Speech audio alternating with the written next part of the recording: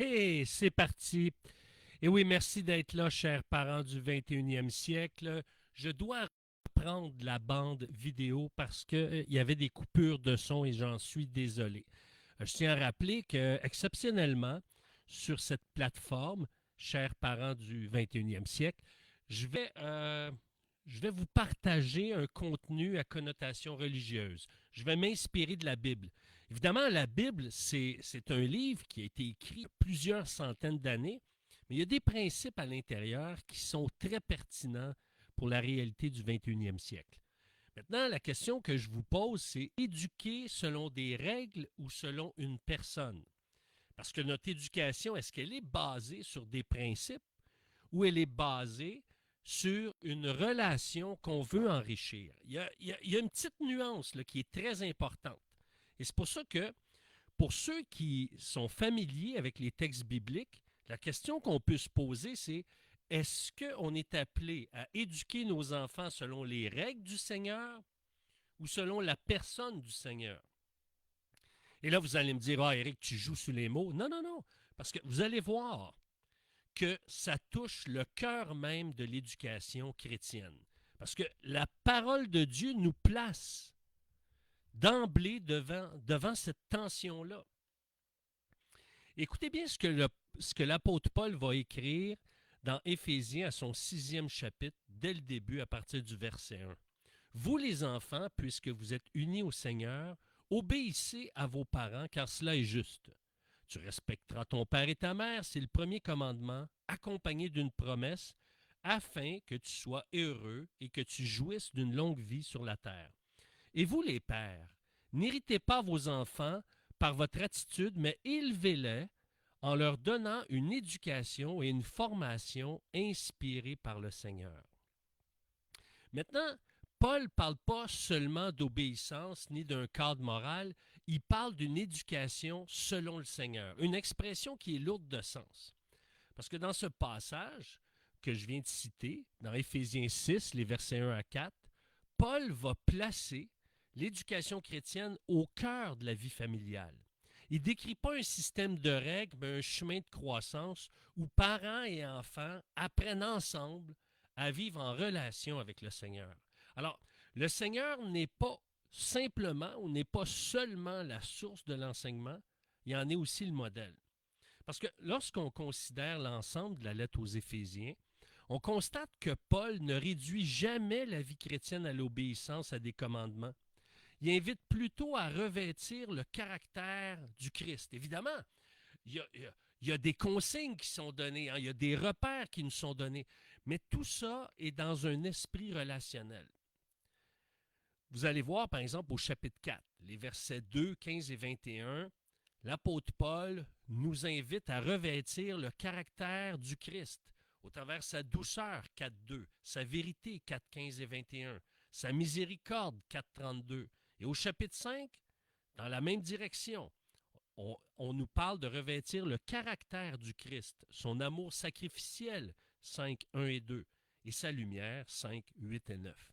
Et comme Jésus, dans Matthieu 5, Paul ne cherche pas à former des gens de règles, mais des personnes capables de porter un regard mûr, relationnel et socialement incarné.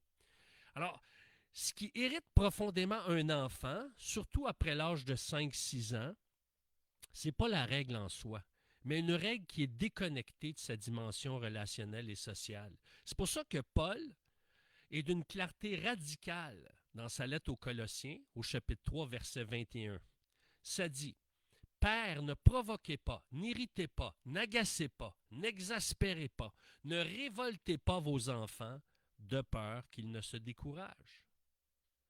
Mais la question qu'on est en droit de se poser à cet égard, c'est qu'est-ce qui exaspérait réellement les enfants dans l'Antiquité? Alors, les sources gréco-romaines, juives et même les papyrus familiaux nous offrent une réponse qui est étonnamment précise à cet égard.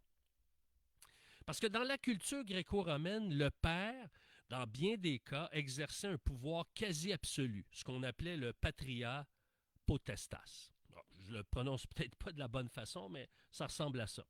Alors, ce qui irritait profondément les enfants, c'était notamment les ordres qui étaient criés sans explication, les changements d'humeur, les punitions soudaines ou disproportionnées, les humiliations publiques ou les reproches constants. Hein. Et c'est drôle, hein? Ça ressemble un peu à notre génération aussi, hein, à quelques égards. Alors, dans ce temps-là, des moralistes comme Sénèque et Plutarque affirmaient déjà que la sévérité excessive brise l'esprit de l'enfant. Et c'est exactement ce que l'apôtre Paul veut éviter, de ne pas briser le cœur, de ne pas briser l'esprit de l'enfant. Alors, on demandait souvent aux enfants, à cette époque-là, d'être des adultes trop tôt, hein, de travailler comme des adultes, de porter l'honneur de la famille, de jamais faire honte en public aux parents ou aux membres de la famille, au nom de la famille, d'où une irritation profonde qui était causée par des standards inatteignables, des comparaisons humiliantes, des attentes déconnectées de l'âge, hein, parce que la science a démontré qu'il y a un développement dans le cerveau de l'enfant, il y a un développement dans la constitution de l'enfant. Et quand Paul dit « n'exaspérez pas », il avertit contre le fait de placer sur leur épaule un fardeau qu'ils ne peuvent pas porter.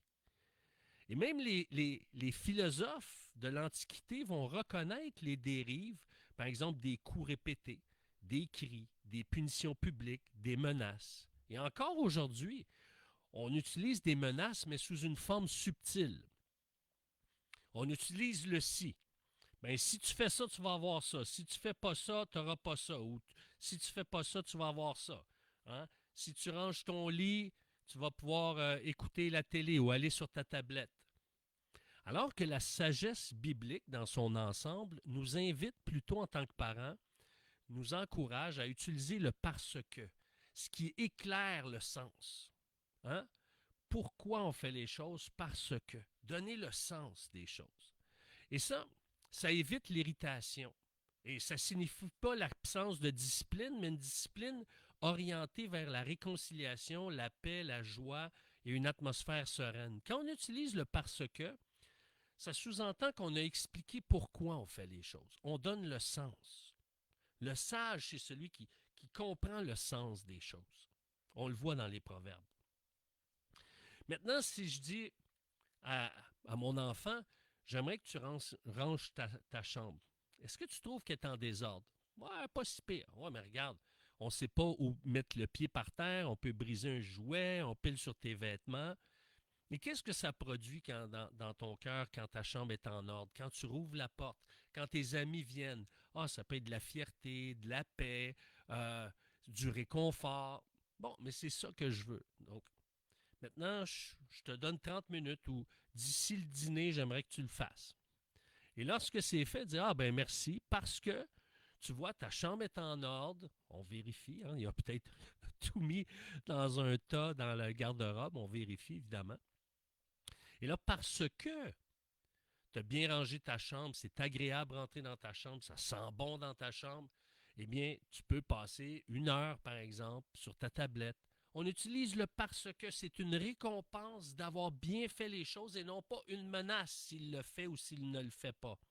Non pas on achète avec la tablette. Garde, si tu veux aller sur ta tablette, va faire ta chambre. Non, ta chambre, c'est un incontournable. Tu vas la faire. Et c'est non négociable. Mais maintenant, parce que tu l'as fait, parce que tu as collaboré, je te récompense. OK? Il ne le fait pas pour la récompense, mais parce qu'il l'a fait, il reçoit une récompense.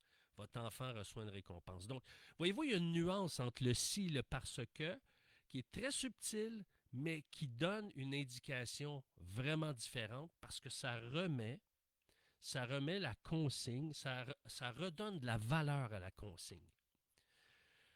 Alors, on revient à l'Antiquité. Les enfants étaient exaspérés par des règles changeantes, des décisions arbitraires, des préférences entre enfants ou des punitions sans explication. On ne comprenait pas le sens. Et Paul avertit donc clairement les pères de ne pas devenir une source d'irritation.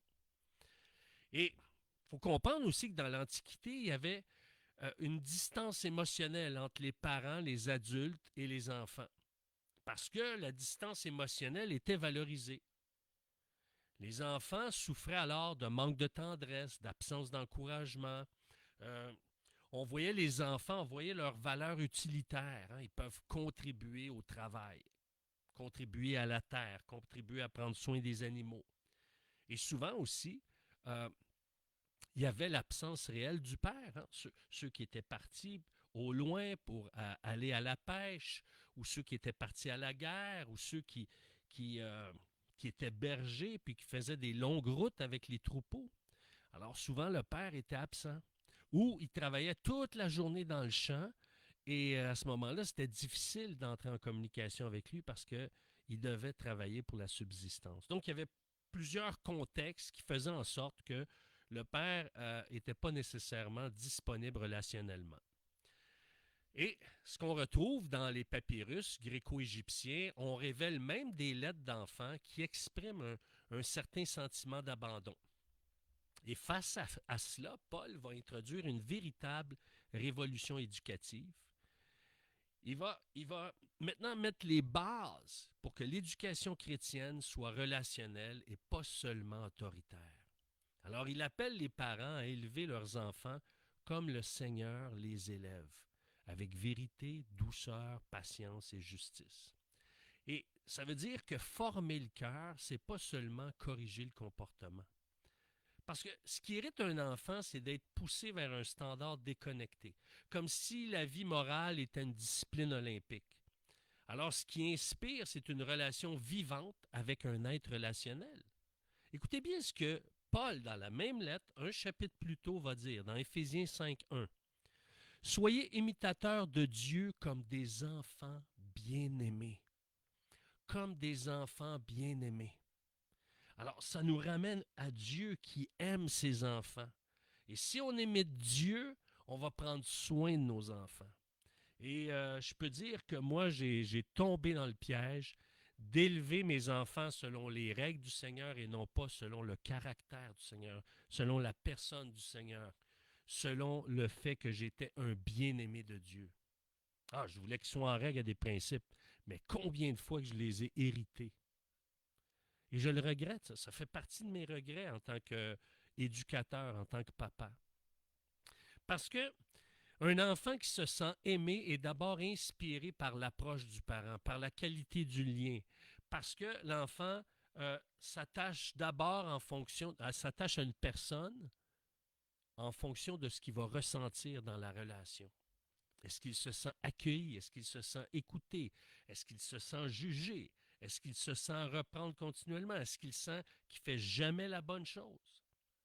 Et vous savez, le développement du cerveau, la science biologique le confirme, l'enfant s'intéresse à ce qu'on lui dit en fonction de l'intérêt qu'on lui porte.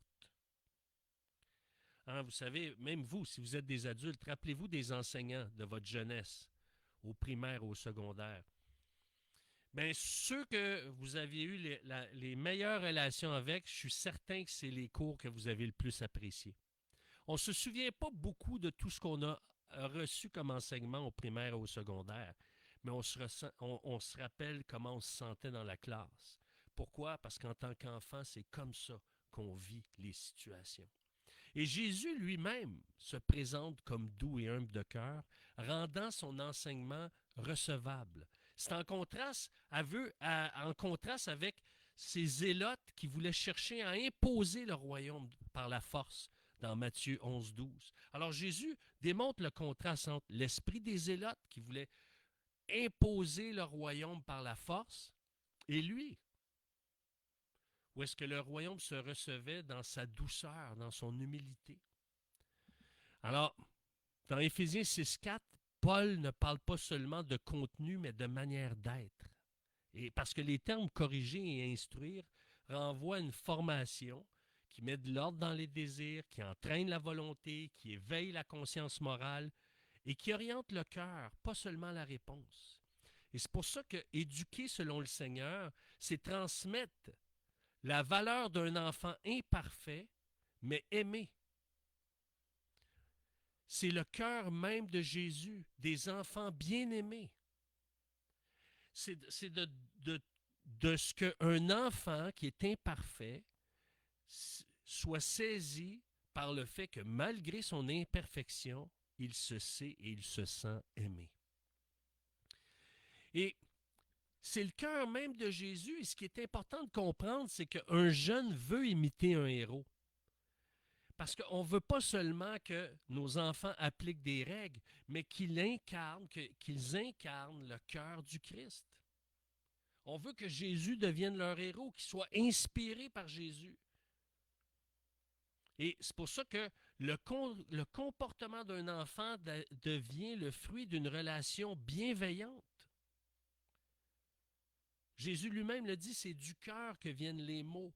Alors, MAUX. Donc, Paul ne propose pas une pédagogie morale, mais une pédagogie christocentrique. Alors, et ça va orienter notre façon de parler. Au lieu de dire ne mens pas, mais c'est de mettre l'accent sur la vérité parce que Jésus est la vérité. Et lorsqu'on est inspiré par Jésus qui est la vérité, dire la vérité fait de nous quelqu'un qui est digne de confiance. Parce que si on sait que ce que tu dis est vrai, on va te faire confiance. Si tu nous mens, ben, on va perdre confiance. Maintenant, tu peux faire confiance à Jésus parce qu'il est la vérité. Il dit la vérité. Et quand notre enfant est rude, ben on rappelle, sais-tu pourquoi je ne veux pas que tu sois rude? Parce que Jésus est doux. Puis tu peux apprendre à être comme lui. Tu peux découvrir la douceur de Jésus pour toi. Et c'est pour ça que de ramener à Jésus qui est fidèle à ses promesses, à Jésus qui protège, c'est pour ça qu'on ne frappe pas notre frère ou notre sœur. On cherche à protéger. On cherche à faire du bien. Jésus est notre modèle. Élever les enfants selon le modèle qu'il est, selon son caractère. Et l'appel n'est pas d'obéir pour être correct, mais grandir pour ressembler à Jésus. Ça fait toute la différence. Ce n'est pas juste un jeu de mots. Ce n'est pas juste une tournure de phrases. C'est toute une vision qui est centrée sur la personne et le caractère de Jésus. En résumé, Paul ancre l'éducation dans le Seigneur, la rattache au Seigneur. Et le contexte d'Éphésiens révèle que ça implique le caractère du Christ. Et rappelons-nous que Jésus forme des cœurs matures. Il veut former des cœurs à ce qu'on devienne de plus en plus mature. Et Paul veut la même chose dans la famille. Et ce qui inspire un enfant, ce n'est pas la pression morale, mais une parole qui rejoint son cœur. Et ce qui irrite, c'est la contrainte. Ce qui transforme, c'est une éducation selon le Seigneur avec le cœur de Jésus. Un cœur humble, patient, doux et qui démontre un amour incarné. Si vous voulez poursuivre la discussion, vous avez simplement à m'écrire à coach@ericlantier.net. C'est coach@ericlantier.net. Merci d'avoir été des nôtres et j'ai hâte de lire vos commentaires. Et merci à tous ceux et celles qui font connaître ce matériel. Et je vous dis évidemment à la semaine prochaine. Au revoir.